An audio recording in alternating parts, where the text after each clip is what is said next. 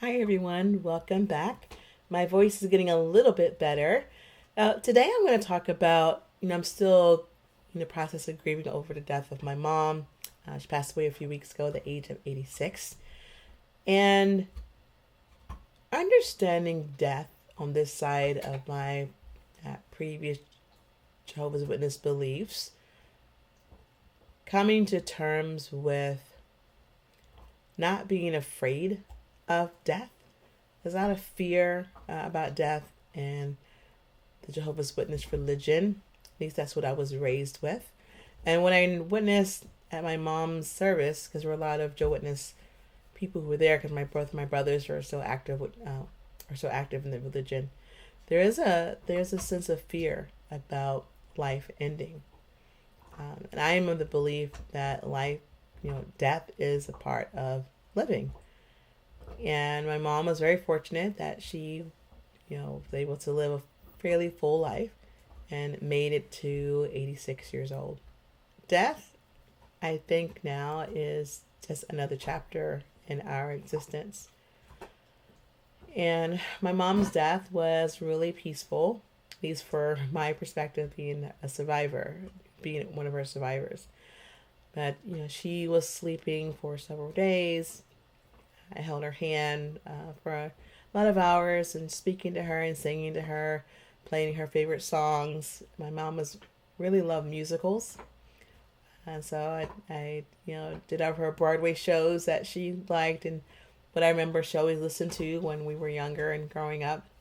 So I just want to make sure that she was being exposed to all those experiences, kind of the things that she just enjoyed while she lived on this earth. And I just wanted it to be a really peaceful experience for her. And when she passed, I held her hand while she took her last few breaths, and then she was gone. And death, when it happens, at least from my mom's experience, from what I observed, it was fairly quiet. She was breathing, and if you think about the dying process, this particular type of breathing that one does. Especially the way that my mom passed, because she had a natural death to where her body just stopped. When she took those last few breaths, and they're known as Cheyne-Stokes breathing, to where a person will take a breath and then a pause, and then they take another breath. So there's the breath rate. There's just very prolonged lapses of time between each breath, and it's what my mom was experiencing. And then she was just gone. And, to me, it was an honor to be there for her last breath.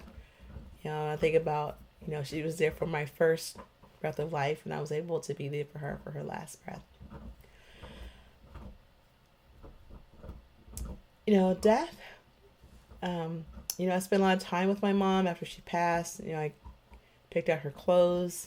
I did her hair to get her ready for her service. And I was actually really comfortable, being there with her in her current state of being. I know that the soul or the essence of what made my mom, was no longer there. And I was just, taking care of her remains and just make sure that she had a respectful passage, with her remains, make sure things were handled respectfully. And they were. And that week of preparing for her service, there was a lot of work to the business of death. I don't know, I'm sure it's different in other countries, but in America, there's a lot of things that you have to do, a lot of tasks as you're ending someone's, as you're wrapping up a person's life. A lot of calls to make, you're dealing with, the funeral home, making all the arrangements, ordering flowers, coordinating family members that are coming in and, writing out a eulogy, doing the celebration of life video, going through all the family albums and, and scanning pictures of her for, to give a photo slideshow that we presented during the viewing. So just a lot of tasks to do. And also you're still dealing with the emotions of loss. I'm my mom's only daughter surviving. My sister passed away several years ago, and there are currently three of us out of six remaining. So myself and my two older brothers, who are both, as I said, are active witnesses. So that whole week, there's a lot put on myself and my husband. My brothers were here, and I imagine they helped as much as they allowed themselves to, or whatever they could do. But it was definitely myself and my husband who did the most of the work. And the same existed when mom was alive. I was my mom's primary caregiver. I'm the youngest of my siblings. I had taken care of my mom actively for the past 20 years, but she's been a part of my entire adult life. And I'm going to talk more about, the feelings that I have of kind of feeling I was left behind.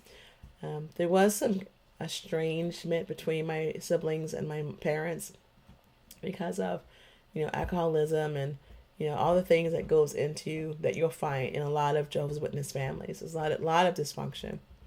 And I don't know why, but I stayed.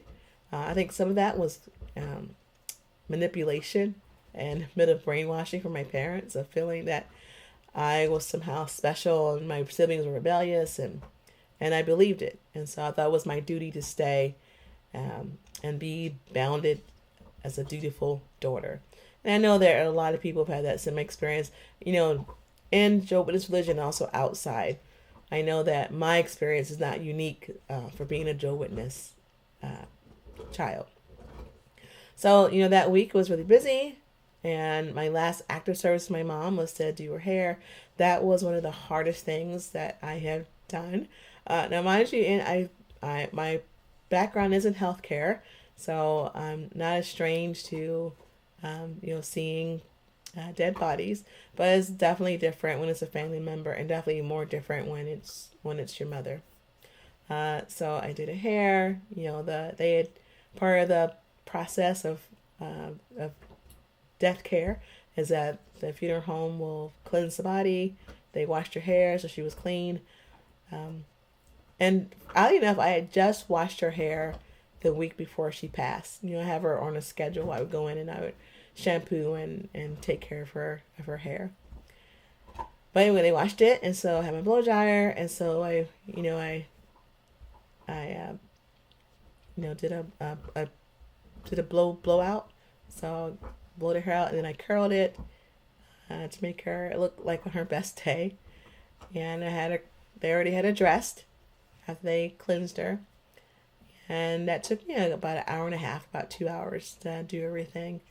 And I just spent some time with her, I felt very comfortable in my mom's presence, even though that she was gone. She was still my mom. And I noticed that my brothers had a different engagement, and everyone grieves differently. So I do understand that. But when it comes to it, I definitely was the one that pretty much did the majority of the preparation for my mom's services. And it was really, and there were some moments where I was upset because I still hadn't had a chance to really process that she had died. Because there's just so many things to do to prepare for someone's service. And that's why it was, again, poorly timed, as usual, when that one elder from a local congregation that my brother chose, when he told me that he wasn't sure that I could speak at my mom's funeral. And it just really got me in a really tender spot. And I remember I just told him I didn't agree with him. And then because my grief was right there on the surface, this deep kind of wail of grief just erupted from me. And my husband, when he came, he wanted to see what was going on. And then, a few moments later, they decided to scrap their recommendation and let things proceed as I had originally planned. Because I also wrote the agenda for my mom's service. I wrote the agenda. I pretty much wrote out the eulogy that my brother read. I did the photo slides. I did the video memorial, a celebration of her life. There's a lot of work that myself and also my husband assisted me with. So it was just an emotional week. And I think that's why I even got sick, because I had so many emotions occurring that week. I think my immunity got compromised, and I'm still recovering 2 weeks later from this cold that I'm still working through.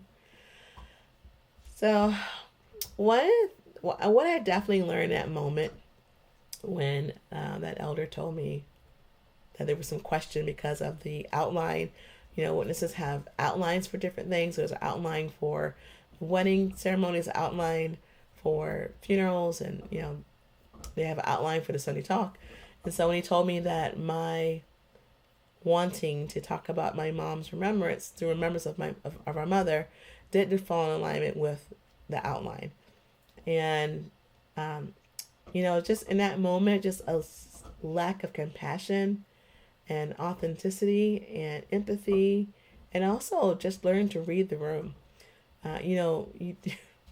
Those are conversations, if it's that big of a deal, to have before the funeral service, not in the midst of it.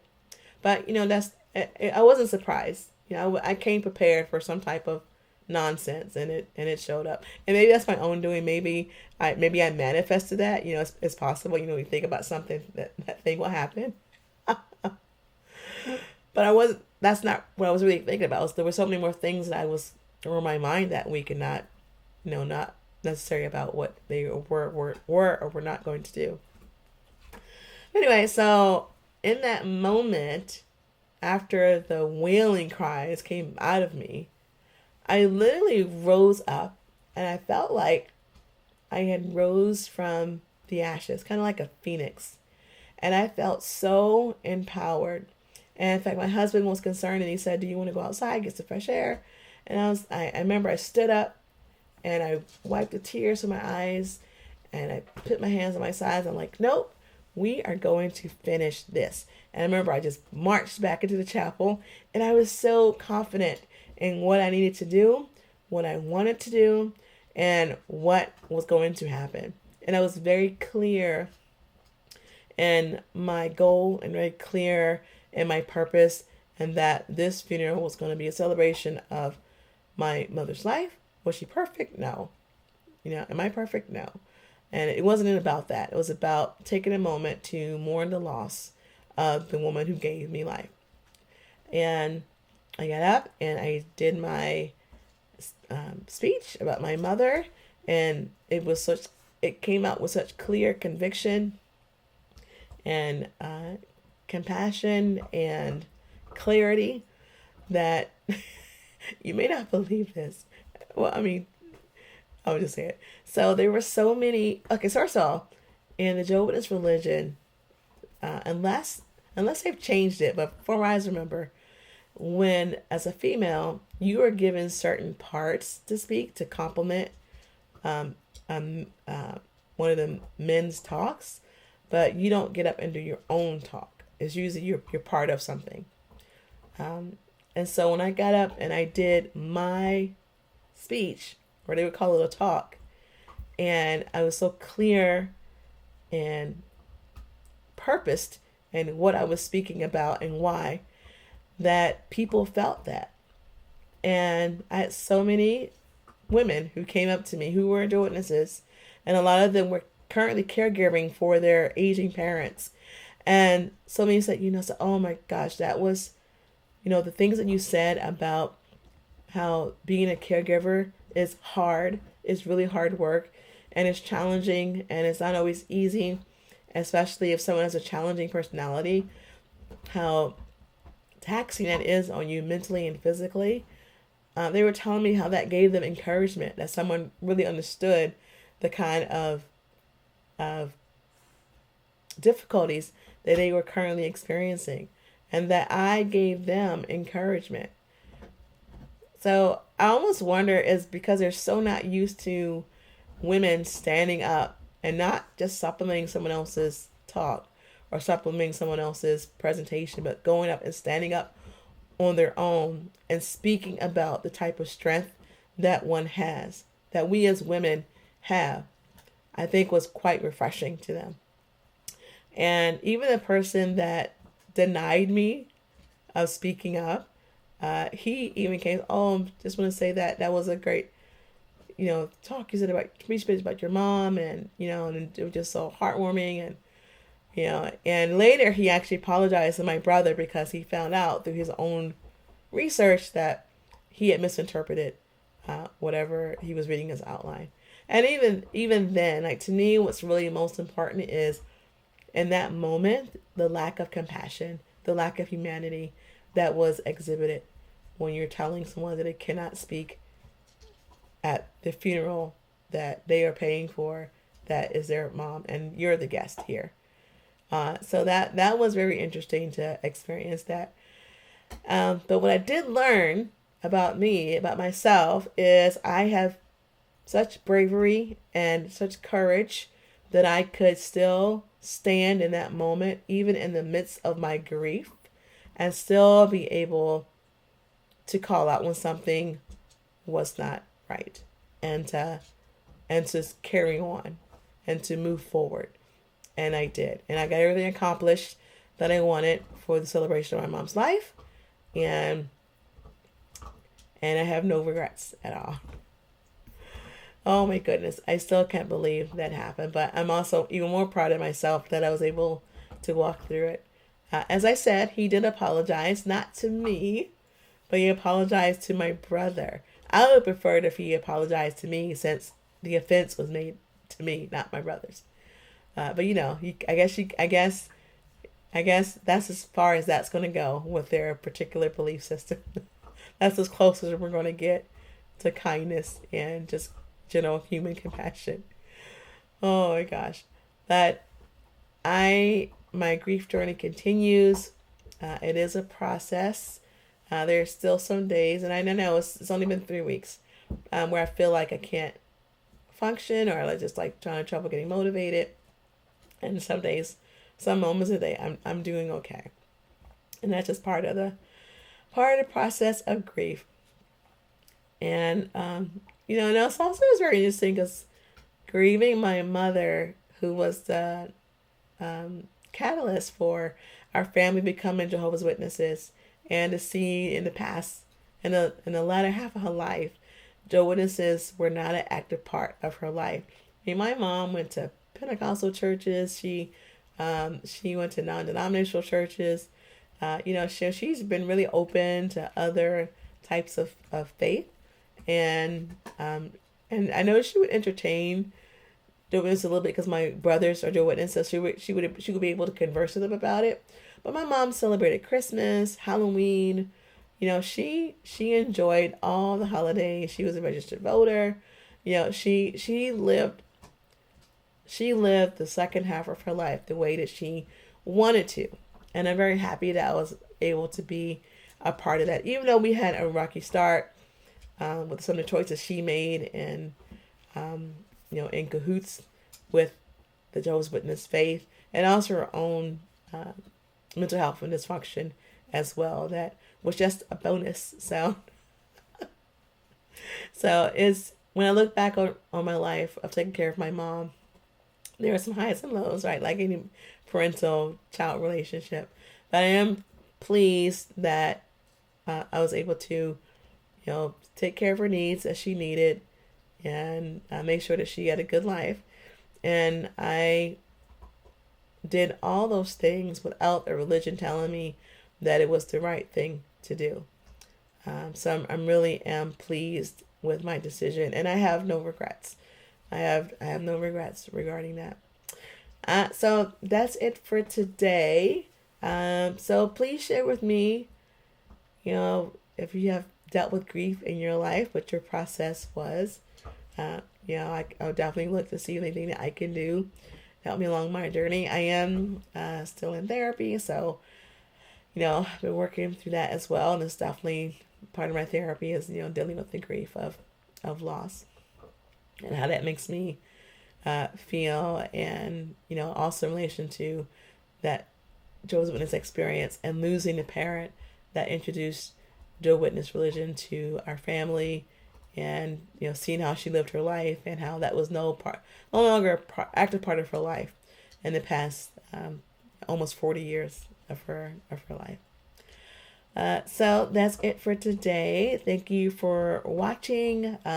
Still have 50 subscribers, so I did promise that I'm going to do a live, a YouTube live. So I'll probably do that this weekend. So be on the lookout for that. But until next time, thank you for watching, and I'll see you at the next video. Bye.